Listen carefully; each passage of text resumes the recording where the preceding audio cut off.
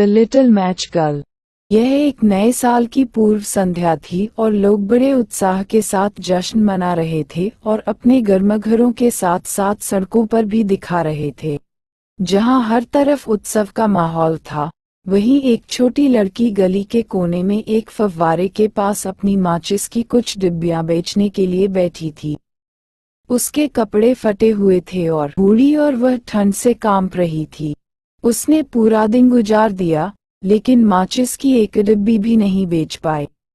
वह अपने पिता के डर के कारण नंगे हाथ घर वापस नहीं जा सकती थी। गुस्सा। इसके अलावा, चूंकि वह सबसे ऊपरी मंजिल पर एक छोटे से कमरे में रहती थी, इसलिए घर भी उतना गर्म नहीं था। कड़ाके की ठंड थी और उसके नंगे पैर जम रहे थे और उंगलियां जम रही थीं। सख्त हो रहा है।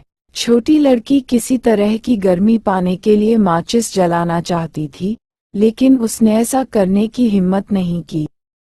उसने सोचा कि अगर उसके पिता को इस बारे में पता चलेगा तो वह उसे डांटेगी। अपव्यय। जैसे जैसे समय बीत रहा था, ठंड और बढ़ रही थी।